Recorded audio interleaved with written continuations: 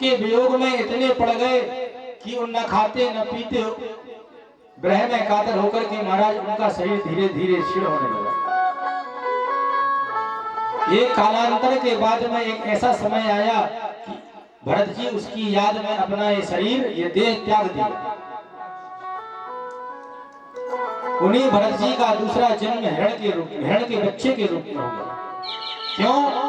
क्योंकि अंते यामति सा गति, जो आप अंत समय में सोचेंगे वही आपको दूसरे जन्म में गति प्राप्त होगी।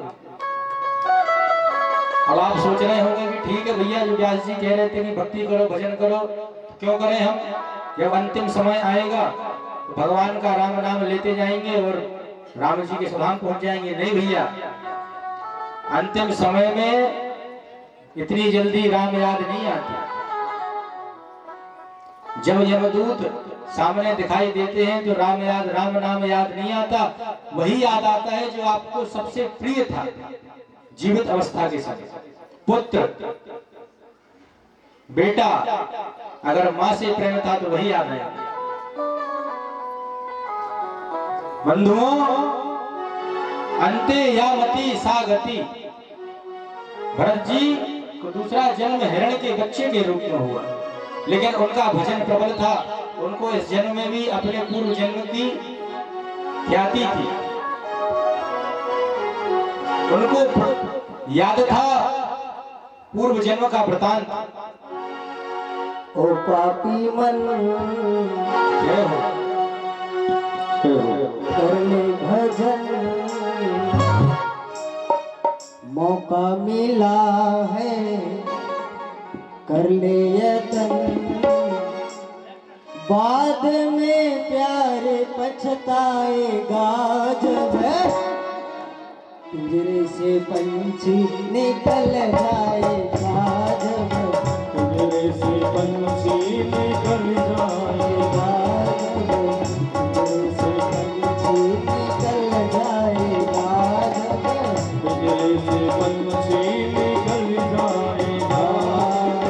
ओ पापी मन करे भजन, ओ पापी मन करने भजन, मौका मिला है करे जतन, मौका मिला है करने जतन, बाद में प्यार पछताएगा, जैसे पंछी निकल जाएगा, जब जैसे पंछी निकल जाएगा।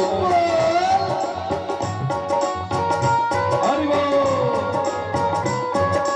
देखिए, ऐसे नहीं चलेगा। 3 दिन बीत गए कोई बात नहीं। एक संत का भाव है, वो कहते थे जब कथा में ताली नहीं बजाता कैसे बजवाते? बगीचे में ना हो माली, ससुराल में ना हो साली, और कथा में ना बजाए ताली तो आनंद नहीं आता। उठाइए दोनों हाथ जय हो। प्रेम से भाव से। ओ पापी मन करने भजन, मौका मिला करने जतन, बाद में योगी पछताएगा, पिंजरे से पंछी निकल जाएगा, जब पिंजरे से पंछी निकल जाएगा।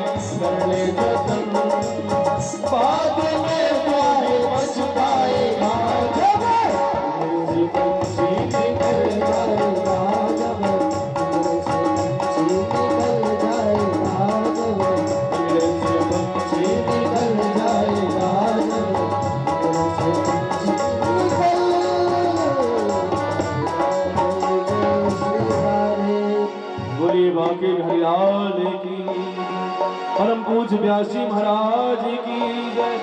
जय जय श्री राधे श्याम। नायं देहो देहभाजा लोके कष्टान कामान अर्हते न तपो दिव्यं पुत्रकायेन सत्वं शुद्धेतिरस्मान् ब्रह्म सौख्यं त्वनन्तम्। भैया आज वो भरत जी दूसरे जन्म में हिरण के बच्चे का जन्म लेकर के आए, लेकिन पूर्व जन्म के भजन के प्रभाव से भी महाराज उनको अपना भगवत स्मरण से पूर्व जन्म याद था कि कैसे हमने एक हिरणी के बच्चे के मोह में आसक्त होकर के अपना पूरा जीवन खराब कर दिया। उस भजन के स्मरण के कारण महाराज आज वो हिरण के रूप में जो पैदा जन्म लिया, उन्होंने वो देह त्यागने के लिए महाराज वो भरत जी कुछ खाते नहीं, कुछ पीते नहीं। धीरे धीरे महाराज उनका वह शरीर भी क्षीण होने लगा। नदी के तट में जाकर के महाराज लेट गए और जल में उनका शरीर धीरे धीरे गलने लगा। अंत तो गत्वा उन्होंने वह शरीर भी त्याग दिया। बोलिए भक्त वत्सल भगवान की जय हो। तीसरा जन्म महाराज भरत जी का एक ब्राह्मण के कुल में हुआ, वेद पाठी ब्राह्मण के कुल में हुआ। बचपन से ही पूर्व जन्मों के सत्कर्म भगवत भजन के कारण पूर्व जन्म की सारी बातें याद थी। तो आज बार भरत जी ने विचार कर लिया था, मन में संकल्प कर लिया था कि अब मैं धीरे धीरे बड़ा तो होऊंगा, लेकिन मैं अब कुछ बोलूंगा नहीं, क्योंकि अगर बोलना चालू करेंगे ये पिताजी जो वेद पाठी हैं धीरे धीरे वेद पढ़ाएंगे, शास्त्र सिखाएंगे, पुराण सिखाएंगे, और फिर धीरे धीरे जब मैं पारंगत हो जाऊंगा तो बोलेंगे कि जाओ लखनऊ में जाकर के भागवत करो। बोलिए भक्त वत्सल भगवान की जय हो। धनोपार्जन का साधन मुझसे खोजने लगेंगे, और मैं अगर मौन रहा तुम ये समझेंगे कि ये जड़ बुद्धि है, इसको सिखाने का कोई फायदा नहीं। धीरे धीरे महाराज जब वो बड़े हुए, उनका यज्ञोपवीत संस्कार हुआ, तो आज उनके पिता ने उन्हें बैठाया। जब यज्ञोपवीत संस्कार होता है ब्राह्मण का, 4 वेद के मंत्र सिखाए जाते हैं, गायत्री दी जाती है। जब आज गायत्री मंत्र जड़ भरत जी को सुनाया, भरत जी कुछ बोलते नहीं, जैसे तैसे महाराज बोले, उल्टा सीधा बोला। वो तो ब्रह्म ज्ञानी है, तत्व ज्ञानी है, लेकिन उनने उल्टा सीधा इसलिए बोला कि ये पिताजी हमें इस मोह में फंसा ना दे। खूब बार सिखाया, 100 बार सिखाया, लेकिन जब भी बोलते तो महाराज उल्टा ही बोलते। तो आज भरत जी के जो पिता हैं, उन्होंने सोचा कि ये बुद्धि जड़ है, ये जड़ बुद्धि का है, ये कभी सीखने वाला नहीं, तो उसे खेती के कामों में लगा दिया। और उसको उनके जो भाई थे और बड़े, उसे जड़ कहने लगे, जड़ बुद्धि, जड़ भरत, जड़ भरत, जड़ भरत। कुछ काम धाम का नहीं है। तो उनके जो बड़े भाई की पत्नी, उसकी भाभी है जड़ भरत जी की, उन्होंने उसे पूछना चालू कर दिया कि ये कुछ करता तो है नहीं, खाता पीता है और बढ़िया मुस्टंडे जैसे पड़ा रहता है, खेतों के कामों में लगाओ। खेत में जाते ही महाराज वहां पशु पक्षियों को भगाते नहीं। क्यों? क्योंकि वो तत्व ज्ञानी है। वो हमेशा यही कहते रहते कि राम जी का खेत राम जी के द्वारा प्राप्त हुआ है, तो भाव खाओ और चिड़िया भर भर पेट। जब बड़े भाइयों को पता चला कि सब लुटवान कुछ तो कमाता नहीं है और सब लुटवावर दे रहा है, महाराज लात मार के घर से भगा दिया। ये कोई काम का नहीं है, जब कोई काम का नहीं होता है तो ऐसे घर से बेदखल कर दिया जाता है। जड़ भरत जी ने सोचा कि ये भगवान की ही कृपा है, सारे मोहों से बच गए। और महाराज जड़ भरत जी मौन अवस्था में इस धराधाम में भ्रमण करने लगे, घूमने लगे। परीक्षित एक बार एक राज्य के राजा थे रहुगण, वो कपिल मुनि का दर्शन करने के लिए पालकी पर बैठ करके उस राज्य से निकल रहे थे जहां पर भरत जी एक वृक्ष की जड़ भरत जी एक वृक्ष के नीचे अपना आराम कर रहे थे। तो रहुगण जिस पालकी पर बैठे थे, जल्दबाजी में उस पालकी का जो कर्मचारी था उसको छोड़ करके राज्य का एक कोई व्यक्ति को, एक जीव को लेकर के उस पालकी को उठाने के लिए उन्हें आदेश दिया। और वो जो पालकी खींच रहा था वो बड़ा दुबला पतला था, कमजोर था। उससे वो राजा जो बैठा था उसकी पालकी खींच नहीं रही थी। अब रहुगण ने सोचा कि अगर ये समय पे नहीं पहुंचाएगा तो हमें कपिल मुनि का साक्षात्कार नहीं होगा। बंधुओं, आज रहुगण ने उस कहार को रोका, बोला कि तू कमजोर है, तू कोई दूसरा कहार ढूंढ करके ला। तो कहार ने बोला, राजा जी यहाँ पर कैसे ढूंढेंगे, हम अपने राज्य से दूर आ गए।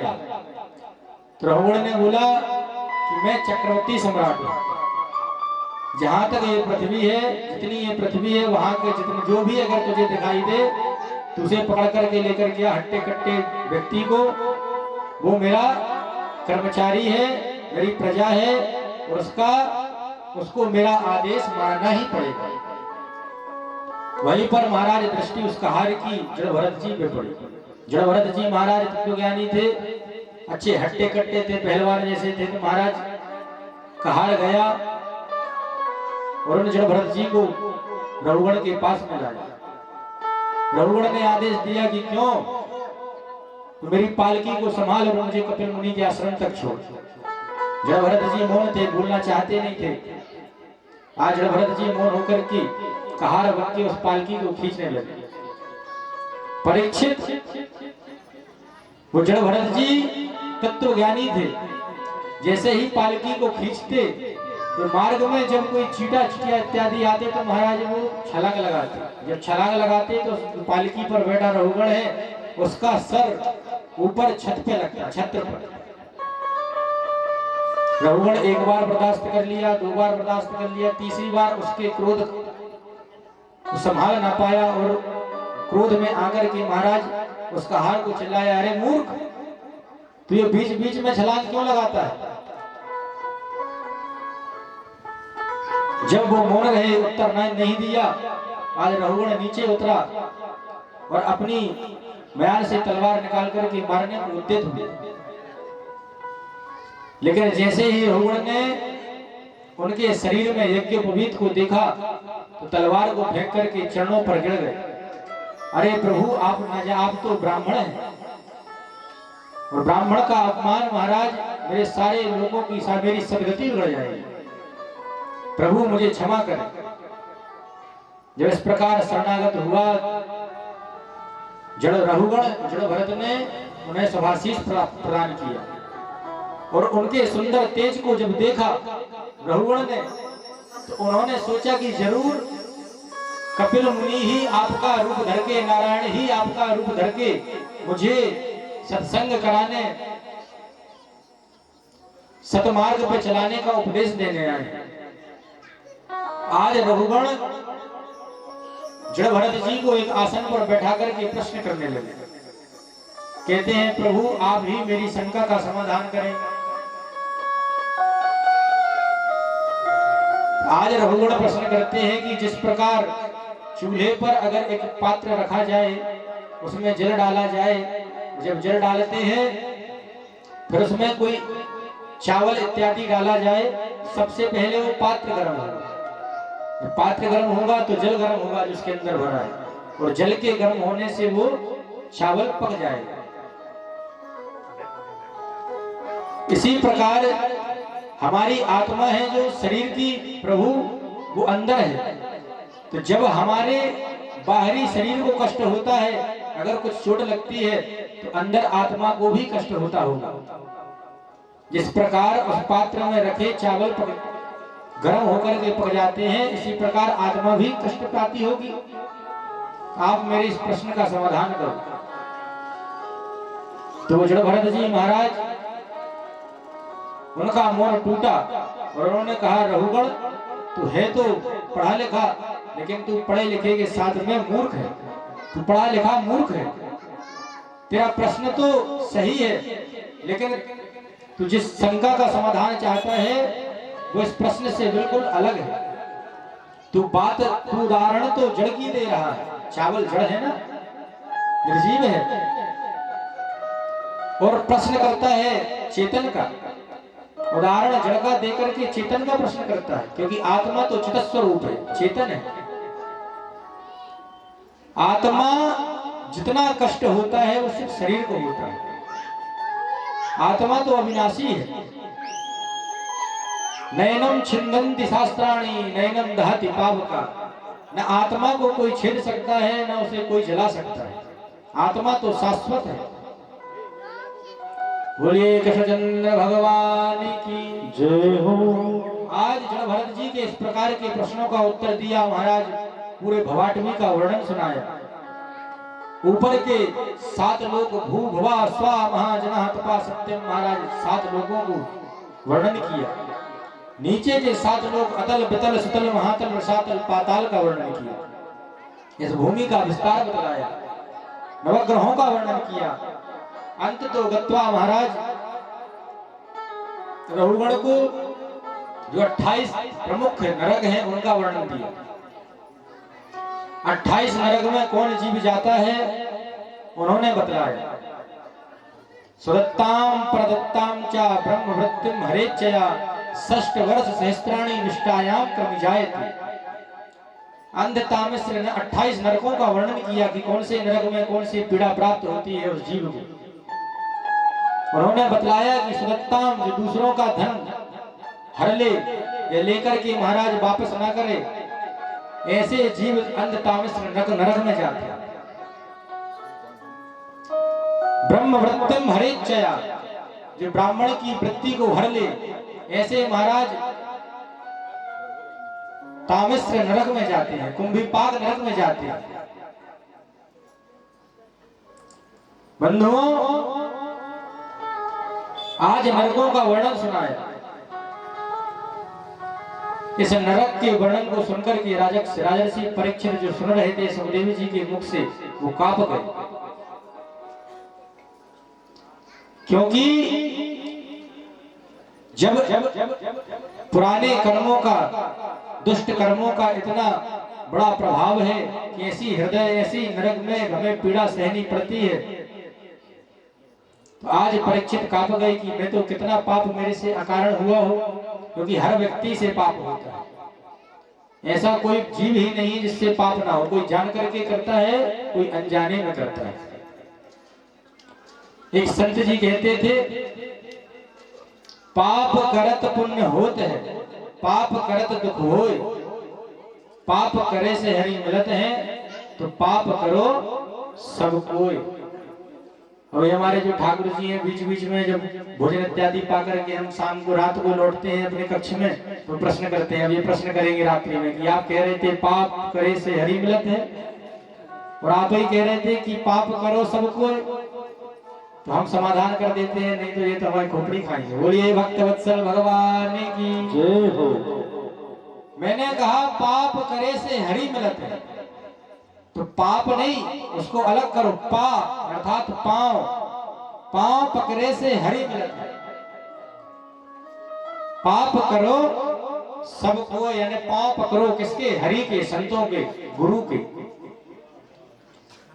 जो पाप है उतनी जल्दी कटता नहीं।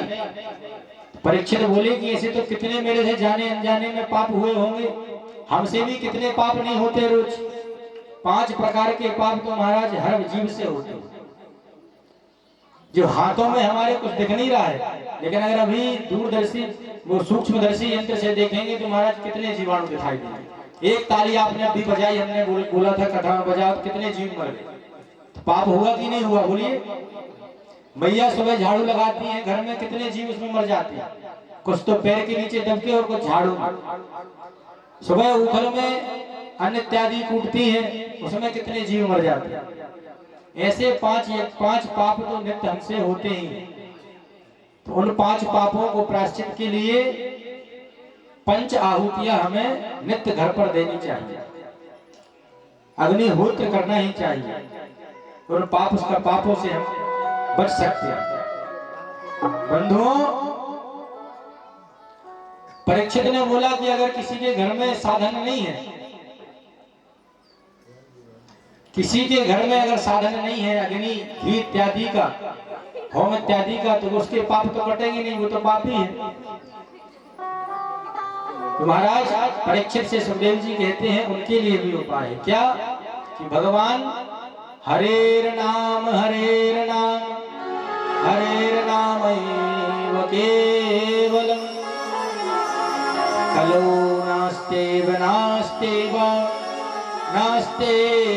गतिरन्यथा। परीक्षित, हरेर नाम एव केवलम, हरि के नाम का स्मरण करो। अगर एक बार नहीं बोला, 3 बार बोला, हरेर नाम एव केवलम। केवल इस संसार में कलिकाल में अगर कोई साधन है तो हरि नाम संकीर्तन ही है। कलौ नास्तेव गति रन्यथा। इस कलिकाल में हरि नाम के बिना गति संभव है ही नहीं। परीक्षित ने बोला अच्छा, नाम की इतनी महिमा, लेकिन जीव इतनी जल्दी विश्वास करने वाला नहीं है। परीक्षित से सुखदेव जी कहते हैं इनके नाम की महिमा बताने के लिए एक शास्त्र में सुंदर प्रसंग है। कौन सा प्रसंग? बोले अजामिल उपाख्यान। एक अजामिल नाम का ब्राह्मण था। पहले तो खूब सत्कर्म करता, भगवत स्मरण में लीन रहता, लेकिन एक कुसंग में फंस गया। कौन से कुसंग में? बोले कि वेश्या के चक्कर में फंस गया। जब वो मंदिर जाता पूजन करने, तो मंदिर से उसके घर के बीच में एक वेश्या का घर था। उस वेश्या की सुंदरता को देख करके महाराज मोहित हो गए और उस वेश्या को निवेदन करके अपने घर ले आए। धीरे धीरे महाराज को भजनानंदी अजामिल भजन छोड़ करके उस वेश्या को मनाने में, उसके भरण पोषण में लगा रहता कि ये कैसे प्रसन्न रहेगी। बंधुओं, आज उसका सारा भजन छूट गया। कालांतर के बाद में जहां पर जिस नगर में अजामिल रहता था, उस नगर में महाराज साधुओं की टोली तीर्थ में प्रयागराज में पहुंचने के लिए जा रही थी। रात्रि हो गई, संध्या कालीन की बेला थी, रात्रि प्रारंभ होने वाली थी। तो संतों ने सोचा कि आज इसी नगर में विश्राम किया जाए, तो वहीं पर रुक गए। उस नगर के नगरवासियों से पूछा कि यहाँ ब्राह्मण का कोई घर है? तो नगरवासियों ने अजामिल का घर बतलाया। अजामिल अपने घर में नहीं था। क्यों? क्योंकि उसका भजन तो छूट गया। अब वेश्या को सुंदर सुंदर आभूषण कहां से लाए? तो चोरी करने आज वो अपने नगर से बाहर गया था। यहाँ उस घर में सिर्फ वेश्या अकेली थी, जिसको वो लाकर के अपने घर में रखा हुआ था। महाराज संतों की टोली पहुंची, भजन गाते गाते दरवाजा खटखटाया। एक बार खटखटाया, दूसरी बार जैसे ही खटखटाने को उद्यत हुए तो उस वेश्या ने दरवाजा खोला। वेश्या ने प्रणाम किया। अरे देवी, आप ब्राह्मण की पत्नी हैं। आज अपना मन का भाव बतलाया उन साधुओं ने कि हम जा रहे थे तीर्थ में दर्शन करने, रात्रि हो गई तो हम आपके घर विश्राम करना चाहते हैं एक रात्रि के लिए। सुबह प्रातः काल होते ही हम चले जाएंगे, आप भोजन इत्यादि की व्यवस्था कर रहे। तो वेश्या रोने लगी, उसकी आंखों से अश्रु बिंदु टपकने लगे। प्रभु, हे साधु, हे गुरुदेव, हम आपकी भोजन इत्यादि की व्यवस्था तो कर देते, लेकिन मैं कुलटा हूं, मैं पापिनी हूं। आप मेरे द्वारा दिया हुआ भोजन